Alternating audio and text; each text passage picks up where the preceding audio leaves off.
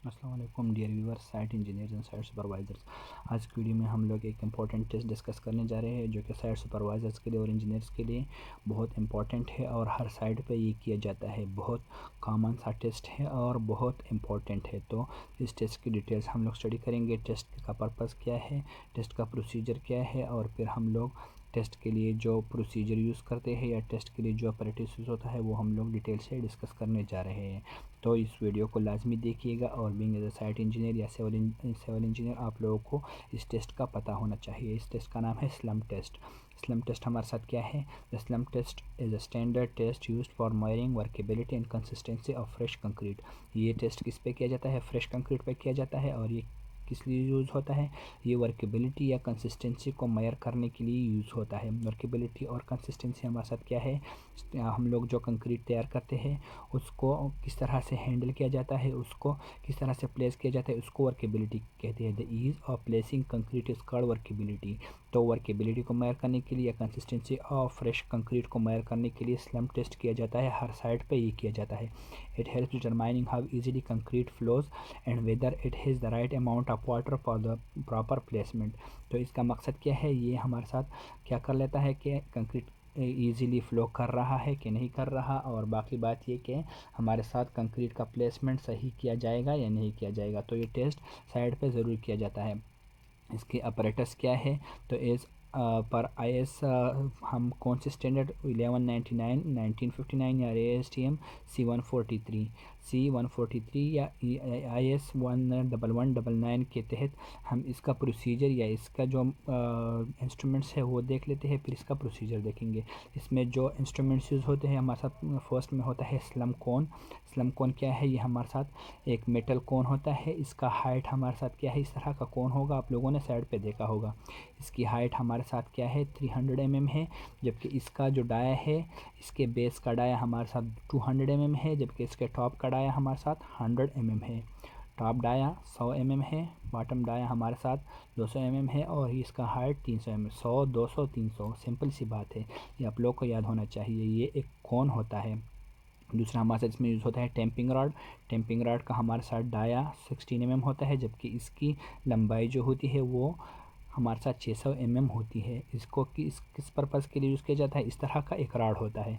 इसको concrete tap करने के लिए, कंक्रीट दबाने के लिए यूज़ किया जाता है। मेजरिंग स्केल होता है। मेजरिंग स्केल हमारे साथ, फिर हम लोग जब कोन उठाते हैं तो वो कंक्रीट स्लम हम लोग उससे नोट करते हैं। फिर हमारे साथ लास्ट में होता है बेस प्लेट। बेस प्लेट हमारे साथ एक नॉन एब्जॉर्बेंट प्लेट होता है जिस पे टेस्ट कंडक्ट किया जाता है। इस कौन के नीचे एक प्लेट रखा जाता है जो कि नॉन एब्जॉर्बेंट हो। नॉन एब्जॉर्बेंट क्यों होता है? क्योंकि हमारे साथ कंक्रीट से वो पानी जज़ब ना करे। दूसरा, वो हमारे साथ एक प्लेटफॉर्म प्रोवाइड करता है टेस्ट के लिए। अब आते हैं टेस्ट प्रोसीजर को देख लेते हैं। ये होपफुली ये आप लोगों को इसका जो इसमें जो इंस्ट्रूमेंट यूज़ होते हैं ये आप लोगों को समझ आ गए होंगे। फिर टेस्ट प्रोसीजर में हमारे साथ आता है प्रिपरेशन ऑफ कौन। फर्स्ट में हम लोग कौन प्रिपेयर कर लेते हैं। Place the slum. तो टेस्ट प्रोसीजर में हम लोग फर्स्ट क्या करते हैं? कोन को प्रिपेयर कर लेते हैं, कोन को तैयार कर लेते हैं और उसको बेस प्लेट पर रख लेते हैं। वो बेस प्लेट जहाँ पे हम लोगों ने यहाँ पे डिस्कस किया कि एक नॉन एब्जॉर्बेंट बेस प्लेट होता है, तो इसमें कोन को रख लेते हैं। दूसरा स्टेप हमारे साथ क्या होता है? Fill the cone. कोन को हम लोग भर लेते हैं। कोन को किस तरह से भर लेते हैं? कोन को हम लोग 3 लेयर्स में भरते हैं। हर एक लेयर तकरीबन 100 mm का होना चाहिए। 300 mm इसकी हाइट होती है। तो अप्रॉक्सीमेटली हम लोग इतना कंक्रीट डाल लेते हैं कि 100 mm का हमारे साथ कवर कर सके। तो 3 लेयर में हम इस कोन को फिल कर लेते हैं और इसमें हर एक लेयर को हम लोग टेम्पिंग करते हैं।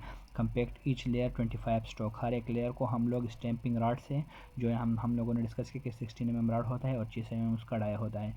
तो जब हम लोग एक लेयर डाल लेते हैं तकरीबन 100 mm का, उसको हम लोग टेम्पिंग कर लेते हैं 125 टाइम्स। उसको स्ट्रोक्स दे देते हैं हर एक लेयर को। तो तीनों लेयर को हम लोग स्ट्रोक दे देते हैं। और जब ये हमारे साथ हो जाता है तीनों लेयर, तो फिर हम लोग इसके सरफेस को, एक सतह को, इसको एक छुरी से या एक टेम्पिंग एक चीज़ से इसको बिल्कुल प्लेट कर लेते हैं। इसको बिल्कुल लेवल कर लेते हैं इसके सतह के साथ। फिर हम लोग लेफ्ट द कोन को उठा लेते हैं। Carefully left the cone vertically with in 5 to 10 seconds. और जब ये भर जाता है इसकी ऊपर से क्लीनिंग की जाती है, सरफेस इसका लेवल किया जाता है, तो फिर इस कोन को ऊपर उठाया जाता है। Measure the slum vertical difference between the cone and the concrete. कौन को साथ में रखा जाता है और जो यहाँ पे फ़र्ज़ कर कंक्रीट यहाँ तक आ गया है तो इसका और इसका डिफरेंस नोट किया जाता है और ये हमारे साथ स्लम की वैल्यू आ जाती है। तो ये हमारे साथ में स्लम की वैल्यू जो आ जाती है तो इसी हिसाब पे हम लोग स्टैंडर्ड स्लम वैल्यूज़ हमारे साथ क्या है 10 to 40 हमारे साथ होता है, 50 to 100 होता है, 100 to 175 होता है। 10 to 40 को लोअर केबिलिटी कंक्रीट बोला जाता है। लोअर केबिलिटी मतलब इसमें फ़्लो कम होती है क्योंकि इसका जो वैल्यू है, इसका कंक्रीट फ्लो है वो कम है, इसकी वैल्यू कम रिकॉर्ड की गई है। ये हमारे साथ कहाँ यूज़ होता है, यूज़ फॉर रोड पेमेंट्स के लिए ज़्यादातर यूज़ किया जाता है। फिर हमारे साथ 50 to 100 जो होता है उसको मीडियम वर्केबिलिटी बोला जाता है, ये भी आप लोगों को होना चाहिए पता। ये हमारे साथ यूज़ फॉर आरसीसी स्ट्रक्चर, जो आम नॉर्मली हम लोग विलास का काम करते हैं या दूसरे कंस्ट्रक्शंस का काम करते हैं तो इसमें 50 to 100 का कौन का स्लम जो है, स्लम टेस्ट की वैल्यू 50 to 100 ये आ जाए तो ये हमारे साथ कंक्रीट यूजेबल है हमारे साइड्स पे। ये आप लोगों के लिए इम्पोर्टेंट वैल्यू है 50 to 100 जबकि 100 to 175 जब इसकी वैल्यू आ जाती है तो ये हाई वर्केबिलिटी ऑफ कंक्रीट्स में आ जाता है, इसकी स्लम वैल्यू हाई वर्केबिलिटी में आ जाती है।